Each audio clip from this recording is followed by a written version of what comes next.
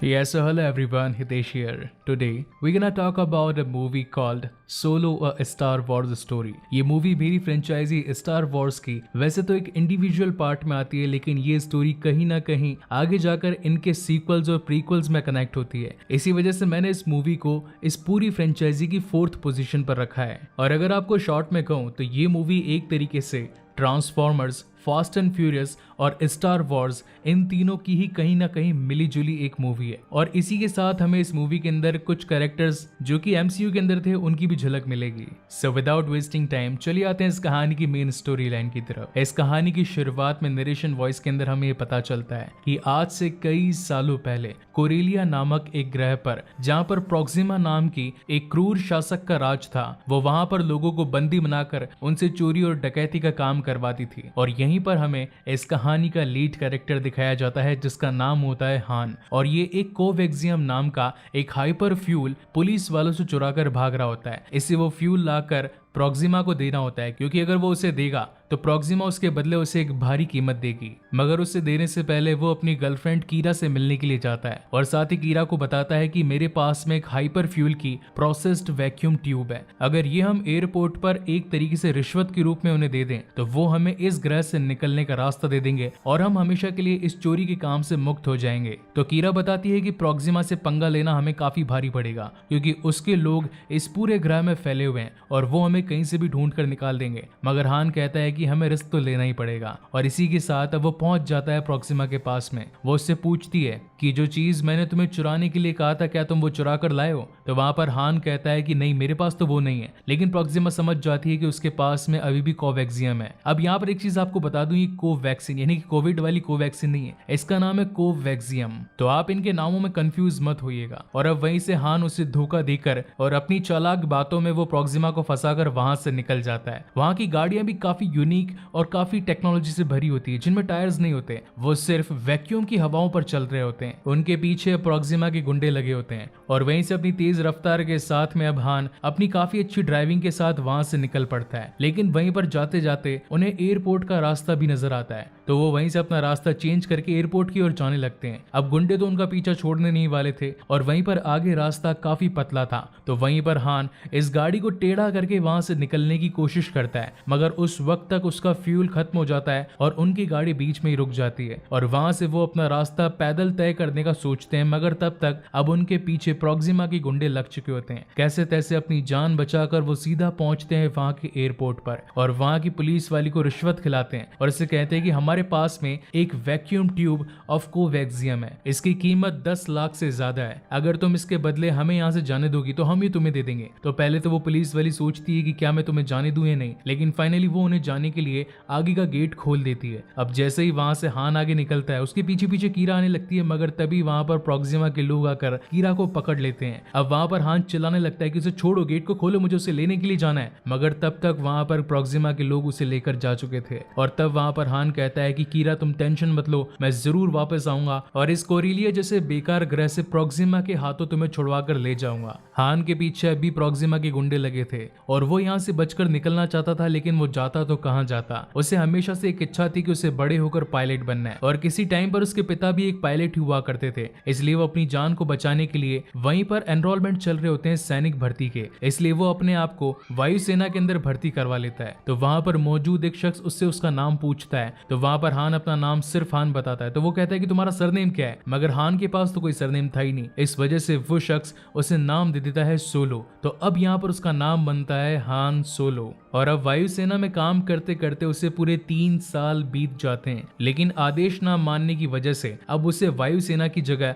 अब थल सेना पर भेज दिया जाता है बुरे देशों के खिलाफ जंग में लड़ने के लिए। उस जंग में लड़ते लड़ते वहां पर हान की मुलाकात 3 चोरों से होती है, जिनका नाम होता है बैकेट, वेल और रियो। वो उसे कहता है कि मैं समझ चुका हूँ कि तुम कोई पुलिस वाले नहीं बल्कि तुम तो एक चोर हो। मैं चाहता हूँ कि तुम मुझे अपने साथ ले लो और मैं तुम्हारे काम आ सकता हूँ, क्योंकि तुम्हारी शक्ल देखते मैं पहचान गया था कि तुम कोई सैनिक नहीं हो बल्कि यहाँ पर कोई बड़ा हाथ मारने के लिए आए हो। तो पहले तो बैकेट उसे मना कर देता है और कहता है कि हम पुलिस वाले ही हैं, मगर ज्यादा जोर देने पर अब बैकेट वहीं के एक ऑफिसर को कह देता है कि ये चोर है और यहाँ पर घुसपैठ करने के लिए आया है। इस चक्कर में वहां का मेन ऑफिसर हान को एक जेल में फेंक देता है और ये वो जेल होती है जहाँ पर पर इन लोगों का एक बहुत ही बड़ा दरिंदा रहा करता था जो कि इंसानों को खा जाया करता था। उस दरिंदे का नाम होता है चिबाका। जैसा कि मैंने आपको इसकी लास्ट मूवी में बताया था कि मास्टर योडा वोगीज के काफी अच्छे मित्र हुआ करते थे जिनको लीड कर रहा था चिबाका। अब यहाँ पर हमें ये पता चलता है कि कई सालों के बीत जाने के बाद में अब चिबाका को इन लोगों ने कैदी करके बंदी बना लिया होता है और यही मेन रीजन है कि ये मूवी इसकी 4th पोजीशन पर आती है।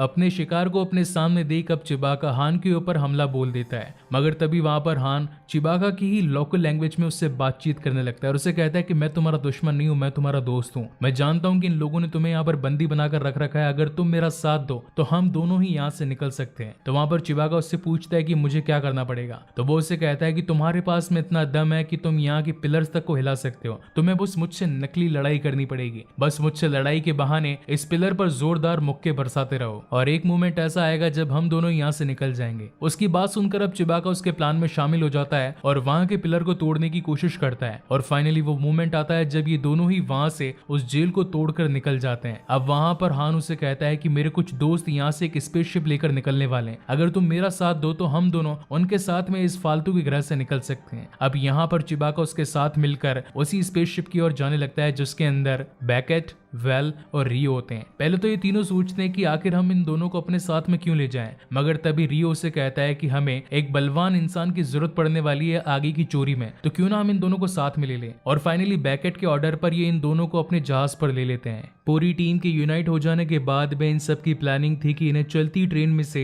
असली प्रोसेस्ड कोवैक्सियम को चुराना है। ये कोवैक्सियम सिंगल एक बोगी में था, यानी कि सिंगल एक रेलगाड़ी के डिब्बे में था और इन्हें वही रेलगाड़ी का डिब्बा पूरी चलती हुई ट्रेन में से सेपरेट करके निकालना था। मगर इनकी चोरी को और मुश्किल बना देने के लिए अब वहां पर एक टीम और पहुंच जाती है जिसको लीड कर रही होती है एम्फिस नेस्ट। और आपको बता दूं कि एम्फिस नेस्ट और कोई नहीं बल्कि falcon and the winter soldier की कार्ली मॉर्गनथौ होती है। एक तरफ तो यहाँ पर बैकेट की पूरी टीम उस रेलगाड़ी के डिब्बे को निकालने की कोशिश करती है जिसके अंदर 100 वैक्यूम ट्यूब्स होती है कोवैक्सियम की, मगर वहां पर अब एम्फिस नेस्ट की टीम भी उसी डब्बे को चुराने की कोशिश करती है और फाइनली काफी खींचतान के बाद में ये लोग उस डब्बे को चुरा तो लेते हैं, मगर दोनों ही टीम आपस में लड़ने लग जाती है उस रेल के डब्बे के लिए। और फाइनली एक ऐसा मोमेंट आता है जब इनके सामने एक बहुत ही बड़ा पहाड़ आ जाता है। तो वहां पर बैकेट कहता है कि डब्बे को छोड़ना मत, लेकिन वहां पर एम्फिस नेस्ट भी उस डब्बे को नहीं छोड़ती है। मगर हान जानता था कि अगर थोड़ी देर उन्होंने इस डब्बे को और पकड़ के रखा तो पहाड़ से टकराकर उनका ये स्पेसशिप चकनाचूर हो जाएगा। और फाइनली एक तरफ से तो वो भी तार छोड़ देते हैं और दूसरी तरफ से एम्फिस नेस्ट भी ये तार छोड़ देती है, जिसकी वजह से वो पूरा रेलगाड़ी का डब्बा जिसके अंदर 100 ट्यूब्स ऑफ कोवैक्सियम थी वो वहीं पर ब्लास्ट हो जाती है और एक जोर के धमाके के साथ वो पहाड़ी भी वहीं पर टूट जाती है। इस हादसे के दौरान अब बैकेट ने अपने दो खास दोस्तों को भी खो दिया होता है जिनके अंदर शामिल थे वेल और साथ ही रियो। उन दोनों को खो देने की वजह से अब बैकेट वहां पर हान पर काफी ज्यादा गुस्सा होता है और उसे कहता है कि तुम अगर मेरी लाइफ में आते नहीं तो मैं अपने साथियों को कभी ना खोता। अगर चाहते हो तो अभी भी मेरी नजरों से दूर हो जाओ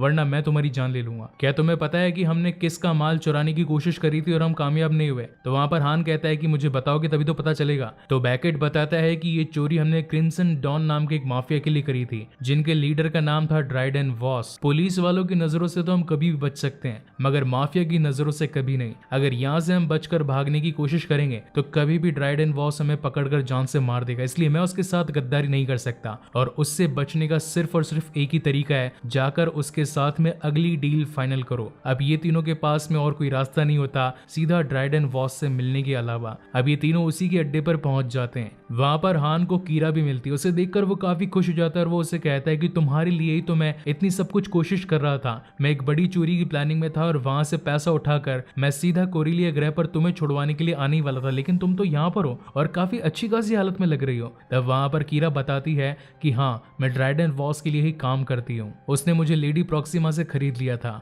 और वहीं पर एंट्री होती है इस कहानी के मेन विलन की, यानी कि ड्राइडन वॉस की, जो कि और कोई नहीं बल्कि हमारा खुद का वांडा विजन का विजन होता है। ये बस ओनली कैरेक्टर सेम है, आप उसकी कहानी को इसमें रिलेट मत कर दीजिएगा। वापस आते कहानी की तरफ जहाँ पर ड्राइडन वॉस अब बैकेट पर काफी ज्यादा गुस्सा होता है और उससे कहता है कि आखिर तुमने मेरी 100 ट्यूब्स ऑफ कोवैक्सिन को इस तरीके से वेस्ट कैसे जाने दिया? तुम जानते हो ना कि अगर मेरा काम पूरा नहीं करता कोई तो मैं उसका क्या हश्र करता हूँ। तो बैकेट कहता है कि मैं जानता हूँ कि हमसे गलती हुई है, मगर आप चाहो तो हमें आप कोई और आपकी न्यू डील दे सकते हो जिसे पूरा करने के लिए मैं अपनी जान लगा दूंगा। और इस बार मेरे साथ में दो साथी भी हैं, एक का नाम है हान जो कि काफी अच्छा पायलट है और दूसरी और चिबाका जिसके अंदर काफी दम है। मगर ड्राइडन उनकी कोई बात सुनने के लिए तैयार नहीं था और तभी हान उसके सामने एक प्रपोजल रखता है और कहता है कि अगर हम आपको अनप्रोसेस्ड कोवैक्सियम लाकर दें जिसे आप बाद में भी कभी भी प्रोसेस कर सकते हैं तो ये डील कैसी रहेगी, क्योंकि अभी यहाँ पर 100 ट्यूब्स ऑफ कोवैक्सियम कहीं पर भी मिलना मुश्किल है। तो ड्राइडन कहता है कि आइडिया तो सही है मगर ये तुम्हें मिलेगी कहाँ पर। तो हान बताता है कि कैसल नाम का एक प्लेनेट है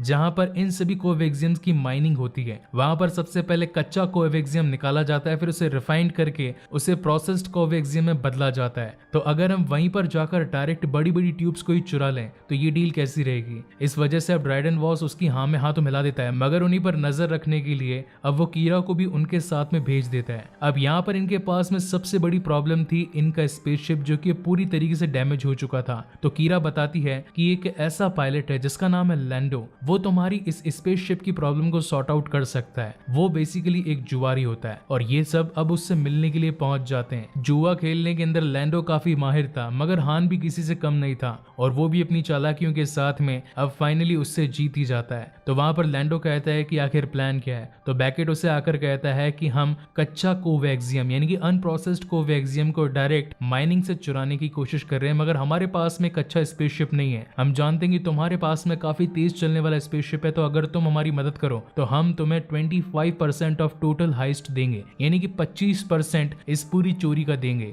ये बात सुनकर लैंडो उनकी हाँ में हाँ मिला देता है और उस चोरी को करने के लिए तैयार हो जाता है और अब वहीं से वो उन सभी को लेकर पहुंचता है अपने स्पेसशिप के पास में जिसका नाम होता है मिलीनियम फैल्कन स्पेसशिप, जो कि स्पेस में काफी तेज चलने वाला शिप होता है और उसकी एक को पायलट भी होती है जिसका नाम होता है L3, जिसके माइंड में पूरे ब्रह्मांड का मैप फिट होता है और उसकी मदद से अब ये सभी लोग पहुंच जाते हैं सीधा कैसल प्लेनेट पर। वहां पहुंचकर ये सभी एक प्लान बनाते हैं जिसके अंदर कीरा तो बनती है एक बहुत ही बड़ी ऑफिसर जो कि गुलामों को कैद करके लेके आई होती है कैसल की हाई अथॉरिटीज के पास में और उन्हें कहती है कि मैं आपके लिए गुलाम लेके आई हूँ, इसके बदले में मुझे मसाले चाहिए, तो अगर आप इन गुलामों के बदले में मसाले दे दो तो हम यहाँ से चुपचाप निकल जाएंगे। अब वहां की अथॉरिटी भी खुश हो जाती है कि उन्हें एक ताकतवर और साथ ही तेज दिमाग गुलाम मिल जाता है, मगर यही वो सबसे बड़ी गलती कर जाते हैं क्योंकि वहां पहुंचने के बाद में तो चिबाका और हान उनके सभी लोगों को मारना शुरू कर देते हैं और सीधा पहुंच जाते हैं अंडरग्राउंड उसी अनप्रोसेस्ड वैक्यूम ट्यूब्स के पास में जिसके अंदर होता है कोवैक्सियम। और ये लोग वहां से 12 बड़ी बड़ी ट्यूब्स को निकाल कर लेकर जाने लगते हैं और इसी बीच वहां की हाई अथॉरिटीज और वहां पर मौजूद सिक्योरिटी गार्ड्स जो उनको चुरा कर भागते हुए देख रहे होते हैं वो इनके ऊपर अब गोलीबारी करना स्टार्ट कर देते हैं। वहीं पर अब ये सब भी उनका जमकर मुकाबला करने लगते हैं, मगर इस पूरी लड़ाई के चक्कर में L3 पर काफी ज्यादा शूट हो जाते हैं और वो मशीन वहीं पर टूट जाती है। लैंडो जानता था कि यहाँ से बाहर निकलने का सबसे शॉर्टकट तरीका सिर्फ और सिर्फ L3 हमें निकाल कर दे सकती थी और अगर वो यहाँ पर छूट जाती तो हमारी पूरी हाइस्ट बेकार हो जाती,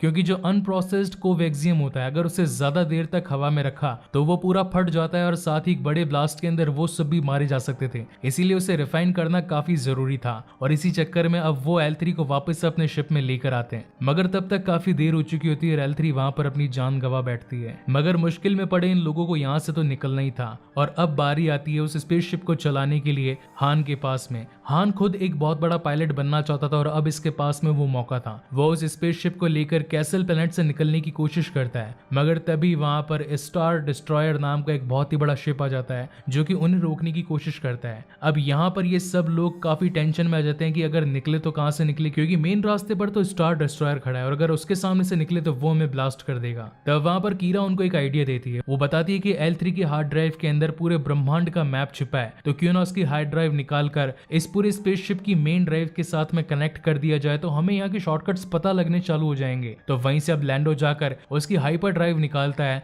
स्पेसशिप की ड्राइव के साथ में कनेक्ट कर देता है, जिससे अब इन्हें शॉर्टकट्स मिलने चालू हो जाते हैं और वहीं पर अब L3 इस पूरे स्पेसशिप को अपना बना चुकी होती है और अब ये पूरी टीम बादलों के बवंडर से निकलते हुए शॉर्टकट के रास्ते से वहां से जाने लगती है। मगर यहाँ पर इनसे एक बहुत बड़ी गलती हो जाती है। वो एक ऐसे जानवर से टकरा जाते हैं जो कि स्पेस का एक बहुत ही बड़ा ऑक्टोपस जैसा एक मॉन्स्टर होता है जिसके बड़े बड़े लंबे लंबे पैर होते हैं और वो उनके शिप को खाने की कोशिश करता है। ये सभी उससे बचकर भागने की कोशिश करते हैं, मगर उसके लंबे पैरों की वजह से उनका भी स्पेसशिप काफी ज्यादा डैमेज हो चुका होता है और साथ ही पावर भी खत्म होने लगती है, क्योंकि वहां पर अब एक ब्लैक होल बनना स्टार्ट कर दिया होता है। ब्लैक होल के गुरुत्वाकर्षण बल की वजह से यानी कि ग्रेविटेशनल फोर्स की वजह से उनका पूरा स्पेसशिप पीछे की ओर जाने लगता है। तो वहां पर ये लोग सोचते हैं कि आखिर कोवैक्सियम क्या है, ये तो एक हाइपर फ्यूल ही तो है, तो अगर हम इसे अपने इंजन के ऊपर डालें तो शायद हो सकता है कि हमारा इंजन भी हवा से बातें करने लगे। और वहीं से अब बैकेट भागकर उस जलते कोवेक्सियम में से थोड़ी सी बूंदें निकालकर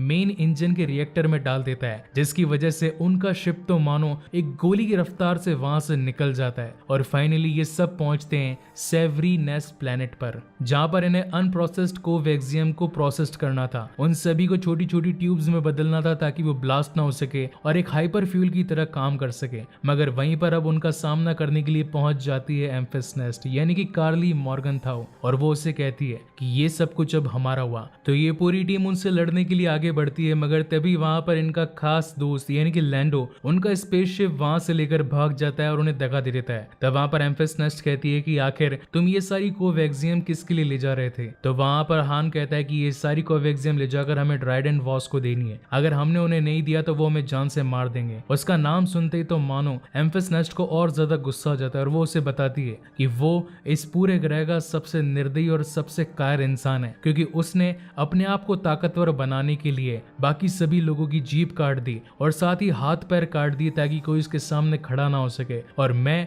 उनमें से बचकर निकली एक ऐसी शख्स हूं जो कि अब उसके खिलाफ हूं। अगर तुम हमारे साथ मिल जाओ तो हम उसकी ताकत को हराकर वापस से अमन और शांति कायम कर सकते हैं। इस बात को सुन लेने के बाद में अब ये पूरी टीम एम्फिस नेस्ट के साथ में मिलकर काम करने के लिए तैयार हो जाती है। अब वहां से ये लोग एक प्लान डिसाइड करते हैं जिसके अंदर वो नकली कोवेक्सियम ले जाकर ड्राइडेंट वॉस को देने वाले होते हैं। और जब ड्राइडेंट उनकी इन ट्यूब्स को निकाल कर देखता है तो वो कहता है कि ये तो काफी अच्छी नकल है, आखिर असली वाली कहां पर है? अब यहाँ पर इनका एक्चुअल प्लान ये था कि वहां पर ये ले जाएंगे असली वाली, और नकली वाली के चक्कर में अब ये सेवरी प्लेनेट के ऊपर इनकी पूरी टीम भिजवा देंगे। और यहाँ पर होता भी यही है, असली को पाने के चक्कर में ड्राइडेंट वॉस वहां पर अपनी पूरी टीम भेज देता है जहां पर कुछ होता ही नहीं है। और यहाँ पर ये लोग असली वाली लेकर आए होते हैं, और अब जब ड्राइडेंट के पास में कोई सिपाही नहीं होता तो ये उसे मारकर वहां से निकल भागने की कोशिश करते हैं। मगर वहीं एंड मोमेंट के अंदर सब कुछ चेंज हो जाता है। इस कहानी के अंदर एक बहुत ही बड़ा ट्विस्ट आता है जहां पर कीरा अब हान को कहती है कि मैं